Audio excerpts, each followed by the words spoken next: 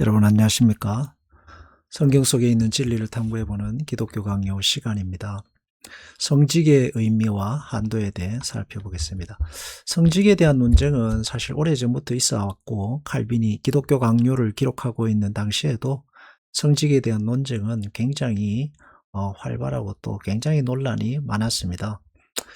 하지만 이제 그 종교 개혁을 하면서 어, 개혁 교회에서 성직자에 대해서 이야기할 때에 성직자에 대한 기본적인 개념은 뭐냐 하면 하나님이 사용하시는 은혜의 방편의 도구다라는 개념입니다.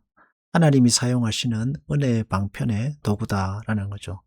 도구라는 것은 다른 말로 하면 그 도구 자체는 어떤 권위나 도구 자체에는 어떤 능력이나 신비가 없습니다. 도구 자체는 그냥 도구일 뿐이고 사용하시는 하나님이 권위의 원천이시고 사용하시는 하나님이 그 모든 것을 이루시고 역사하시고 만들어 가시는 것입니다.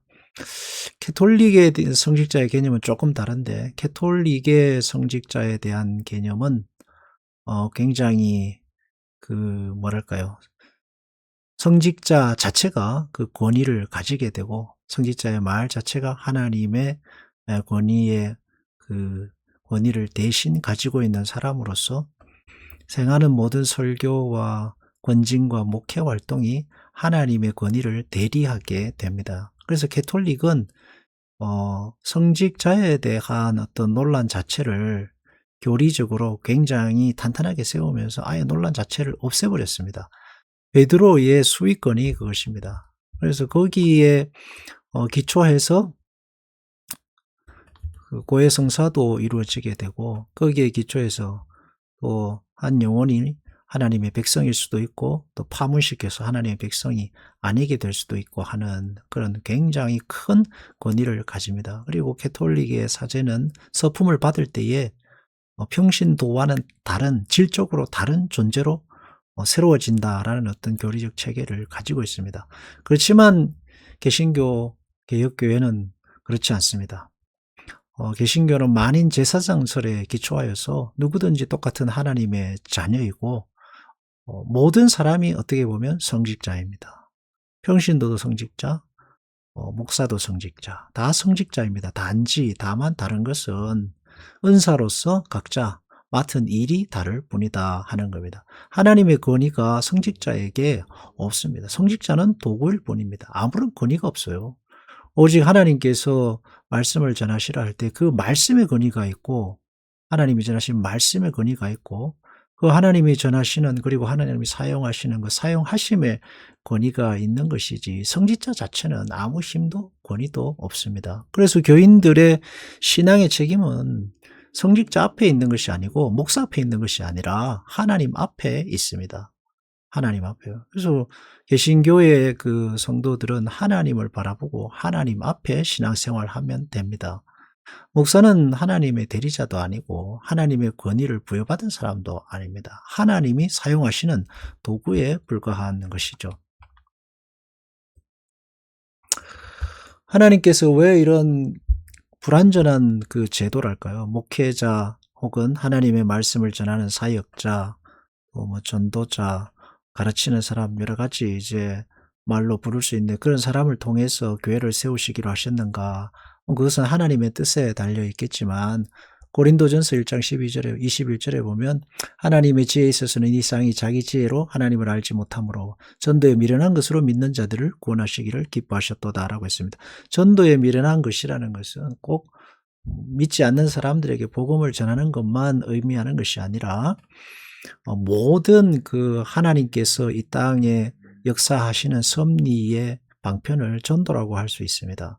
근데 하나님께서 하시는 그런 교회를 세우시고 이끌어 가시는 전도, 섭리를 그 미련한, 전도에 미련한 것, 그러니까 사람을 세우셔서 그 사람을 통해서 하나님의 나라를 확정해 가지고 하나님의 사람을 부르시는 그것을 하기로 작정하셨다라는 것입니다. 그래서 설교와 기도, 신방, 목회 활동, 복음을 전해서 사람들로 하여금 믿음 안에 살아가게 하고 또 믿음을 굳건히 하고 지키게 하는 그 모든 것들이 하나님께서 작정하시고 그런 미련한 방법을 통해서 하기로 하셨다라는 거죠.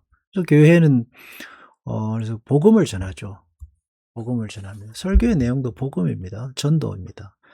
그리고 그 전도를 듣고 성도들은 그 말씀을 듣죠.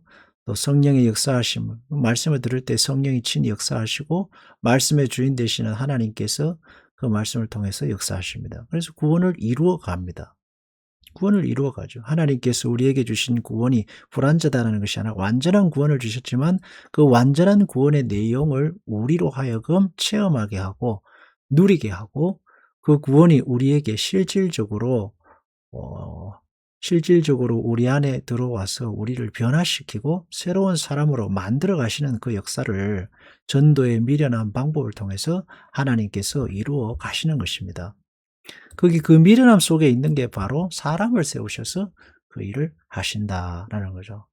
사실 따지고 보면 구약의 족장들이나 그리고 지도자들, 선지자들, 왕과 제사장들도 하나님께서 세우신 일꾼들입니다. 전도의 미련한 방법으로 세우신 일꾼들이고 그들을 통해서 하나님이 통치하시고 다스리셨습니다. 그래서 이스라엘 백성들을 구원하실 때에도 모세를 세우셨죠. 아브라함을 약속의 땅으로 가게 하실 때에도 아브라함을 세우셨어요. 모세를 통해서 말씀을 가르치셨고 또 모세를 통해서 그들을 인도에 가신 것이죠. 다윗을 세우셔서 하나님의 나라 이스라엘을 통치하고 다스리시게 하신 겁니다. 참 불완전한 방법이죠. 전능하신 하나님께서 이런 불완전한 방법을 사용하신 이유는 하나님이 완전하시고 전능하시기 때문입니다. 아무리 불완전한 방법, 힘이 없는 나약한 제도이고 무너뜨리고자 작정하면 판판이 무너질 수밖에 없는 것이 교회의 성직자 제도입니다. 무너지는 교회를 보면은 그래서 그냥 맥없이 무너지죠. 그렇지만 세워지는 교회를 보면 하나님께서 능력으로 역사하셔서 교회를 세우시는 것을 보게 됩니다. 하나님이 교회의 주인이라는 사실을 알 수 있어요. 굉장히 불완전하고 나약한 제도지만 하나님께서 초대교회 주님께서 복음을 전하시고 교회를 일으키신 예로 지금도 이렇게 교회가 복음이 왕성하게 전해지는 것을 보면 하나님이 친히 역사하시는 증거다라고 할 수 있습니다. 기독교 강요의 내용을 볼까요?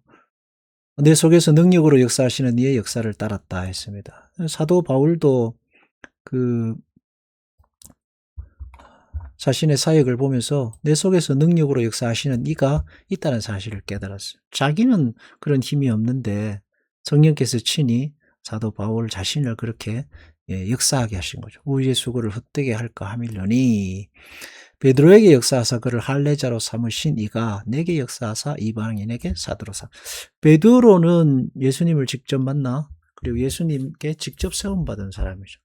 바울은 예수님 부활하시고 이제 승천하신 이후에 세워진 사도인데 바울 또한 주님께서 직접 세운 사람으로 표현하고 있습니다. 이방인의 사도로 세우셨느니라. 사도 바울도 자기 자신은 아무것도 아니라고 하죠. 씹는 이나 물 주는 이는 아무것도 아니지만 자라나게 하시는 이는 하나님 뿐이니라. 지금도 바울은 그래서 자기는 하나님의 종이요 죄인 중에 괴수라고 말합니다. 그렇지만 성령께서 역사하심으로 말미암아 하나님의 종으로서 쓰임받고 교회가 세워지고 복음을 전한다라고 말하죠. 베드로를 세우신 주님께서 바울을 세우셨습니다. 지금도 목회자들을 세우셔서 하나님의 교회를 세워가십니다. 물론 사역자는 아무것도 아니죠. 그러나 하나님이 쓰시는 도구입니다. 물 주는 이도 씹는 이도 아무것도 아니란 얘기예요. 자라나게 하시는 하나님이 모든 것을 하신다라고 말하고 있습니다. 그래서 교회의 모든 성직의 근거 그리고 역사하심의 원천은 세우신 하나님께 있습니다. 아무리 자신이 잘났다고 해도 하나님이 쓰시지 않으면 쪽박입니다. 반대로 못난 사람도 하나님이 쓰시면 그를 통해 역사하십니다. 베드로가 설교할 때 5,000명씩 3,000명씩 회개하는 거 보면 어부 베드로를 통해서도 하나님께 그를 역사하셨으니까 세우신 하나님이 그를 통해 도구로 쓰시는 거죠. 모세도 마찬가지입니다. 광야에서 말이 둔한 자로서 아무것도 할 수 없는 사람이 초로가 되었습니다. 그렇지만 하나님이 그를 쓰시니까 기적도 나타나고 홍해도 건너게 된 거죠. 그래서 우리는 하나님이 교회는 굉장히 불완전하죠. 사람도 불완전하고 조직도 불완전합니다. 교회만큼 불완전한 조직은 아마 이 세상에 없을 거예요. 그럼에도 불구하고 그 불완전한 조직을 하나님이 붙들고 사용하시고 역사하십니다. 하나님이 붙들고 사용하시고 역사하셔요. 그래서 온 교회는 함께 기도하고 말씀을 아멘으로 받고 하나님이 기뻐하시는 교회가 되기를 위해서 서로 힘쓰고 애쓰면 됩니다. 다른 방법이 없어요. 뭐 캐톨릭처럼 교리적인 어떤 그 체계를 아무리 완벽하게 세워도 소용없습니다. 사람이 자기 스스로 타락하고 뭐 밑바닥으로 내려가고자 하면은 뭐 아무 소용없어요. 다윗을 보십시오. 얼마나 많은 경험을 하고 체험을 해도 무너질 때는 판판이 무너집니다. 욥도 그렇고요.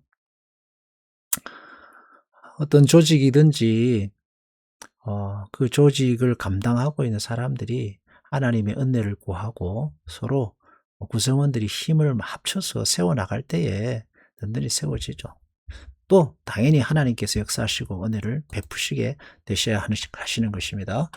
자, 불완전한 이런 성직에 대해서 우리가 어떤 자세를 취해야겠느냐? 배우겠다는 정심으로 나아가는 사람들, 하나님께서 기뻐하시는 것은 당연하고 어 이 온건한 멍에를 신자들에게 주신 것도 당연한 일이다. 그래서 하나님께서 교회라는 그리고 교회 조직과 성직자라는 멍에를 서로에게 지우셔서 그것을 통해서 신앙의 어떤 유익들을 배우고 누리게 하시는 겁니다. 그러니까 기독교 강요를 공부하면서도 그렇지만 성도가 져야 할 첫 번째 십자가는 교회라는 십자가다라는 사실을 다시 한번 깨닫게 됩니다.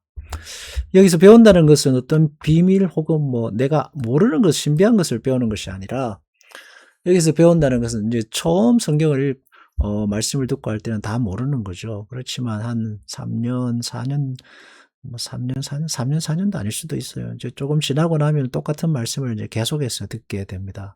여기서 성도가 배운다는 것은 매일 반복되는 배움이다라고 할 수 있어요.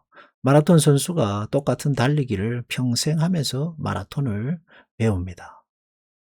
그리고 그 똑같은 배움에도 코치가 있고 감독이 있죠. 스포츠는 대부분 그래요.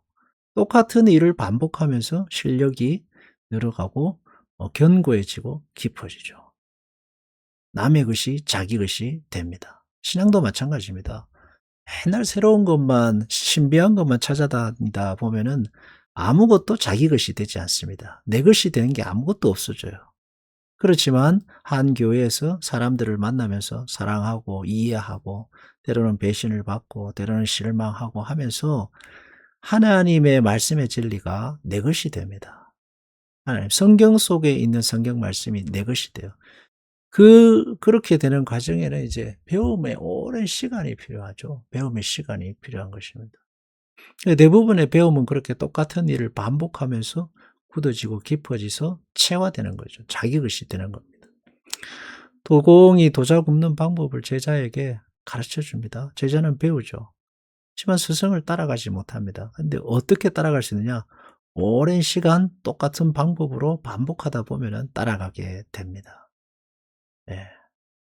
말과 언어로서 가르쳐지는 것이 아니라 그 말과 언어를 뛰어넘는 어떤 반복되는 훈련, 배움의 신비가 그 안에 있다라고 할 수 있겠죠. 하나님의 그 말씀을 그러니까 우리가 듣고 배우고 기도하고 똑같은 말씀이지만 그것으로서 자기 자신을 단련하면 그 경건에 큰 유익을 가진 신앙이 되는 것입니다. 성도의 배움은 성도의 배움은 말씀이 삶이 되기까지 정신이 되고 마음이 되고 자기에게 자기 자신이 되기까지 계속해서 나아가는 배움일 것입니다. 그리고 그 말씀으로서 이제 양식을 삼게 되는 것이죠. 그래서 우리가 신앙생활 할 때에는 하나님의 말씀을 배운다. 신비한 것이 아니라 다 아는 것이지만 배워서 우리 안에 체화하고 그것이 그 말씀이 내 것이 되기까지 죽을 때까지 그래서 하나님 말씀을 듣고 배우고 살아가게 되는 것이 신앙생활이다 하겠습니다. 기도하겠습니다. 하나님 아버지, 참으로 불완전한 교회라는 조직을 통해서도 하나님께서 믿는 자들을 세우시고 능력으로 역사하셨습니다. 하나님, 앞으로도 주님께서 우리 교회를 붙드시고 역사하사 성도들이 교회라는 십자가를 지고 나아가는 동안 교회가 든든히 서게 하시고 신앙이 견고해지게 하시고 그리스도의 말씀이 자신의 것으로 체화되는 역사들이 일어나게 하소서.